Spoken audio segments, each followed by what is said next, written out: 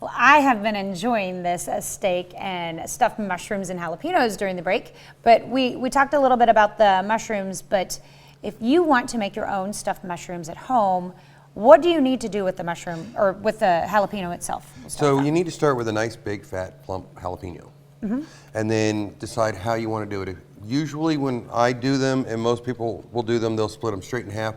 Personally, I like to take them to where it's just a little over halfway so I can kind of make a boat out of it. And then I run a spoon down through the middle and remove all the seeds.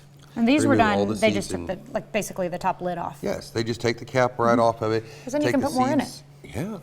Take the seeds and the membrane out of it, and then stuff whatever you want inside of it. Now remember, jalapenos themselves have a little bit of flavor to them, but not enough flavor to them. So you need to make sure that whatever you stuff inside of it, you pack the flavors inside in your filling. Because most people are like, oh, I have jalapeno poppers at home, and they're 1 or 2 bites, so you're getting the crunch and you're getting everything else, but you're not exactly experiencing all the flavor possibilities that you can get out of it. So treat your jalapeno like you do a stuffed pepper, and stuff your insides with lots and lots of flavors, lots of vegetables inside. I have a student who told me that she does do like sweet potatoes that she's run through a grater. Really? And butter and brown sugar, and she leaves a little bit of the seeds inside so that she can hold on to a little bit of the heat. Yeah. And That's what I was going to say, you lose a lot of heat when you take all the seeds out. Yep, and I tried it, it's so good. Well, you could take the seeds out and incorporate that into your filling. Exactly. You just don't want to cook the membrane. Okay. So the membrane can get a little bit bitter, but anytime I do something with jalapenos, I usually will use a pickled jalapeno in my stuffing, just so I get a little bit of the extra heat. Because when you pickle a jalapeno, that's how they get a little bit hotter. Oh. So you can add a little bit more to them. And when you do select which jalapeno that you're going to do, just lay it down and see which way it's going to flop. And that's the way that you want to cut it, because you want it to sit naturally. If I try to do this and then cut the top off of it, it's not always going to sit the right way. So I just want to make sure that I lay it down, I play with it a little bit, and find out which is the most comfortable way to fit it. Okay.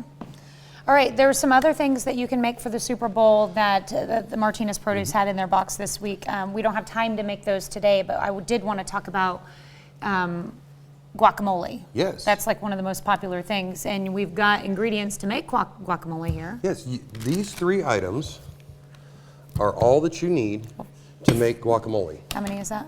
Well, this is the 3, Okay. and then of course your avocado. Yes. So red onions, lime, tomatoes. And then, let's not forget our friend the jalapeno. There you go. So we have 4. And all those flavors will come together. Make yourself a nice, flavorful pico de gallo, which is slicing everything up and mincing it down to whatever size that you like. And flavor it up. Cumin, ground cumin, salt, pepper, lime, until you get just that right flavor. Some cilantro maybe. Do you leave your avocado itself chunky or blend it up more? Run it all the way smooth. Okay. I'll run it through a food mill to get it nice and smooth in texture, and then I add my pico de gallo right to it, give it a nice toss, and away I go.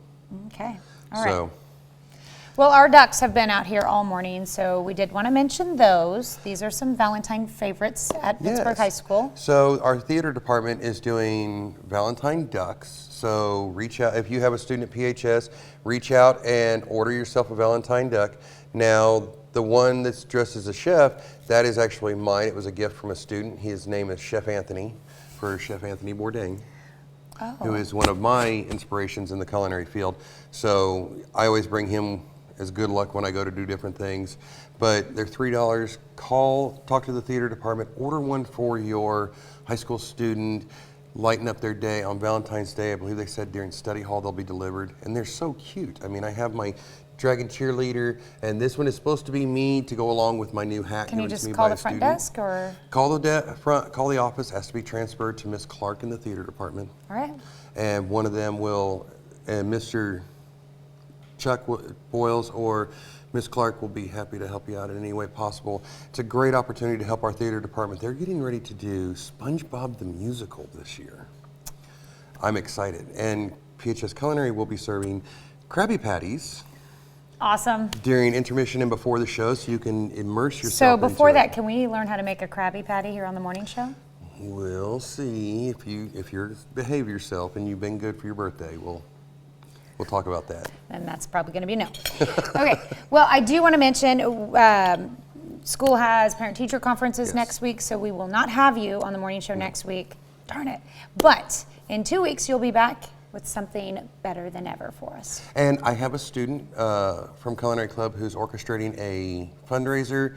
She will probably join me and lead you through a culinary adventure of her own and tell you about her fundraising project she's putting together. That sounds wonderful. All right, well, thank you so much. Happy Valentine's Day. You as well. Happy early Super Bowl. Go Chiefs. Go Chiefs. All right, we'll be right back.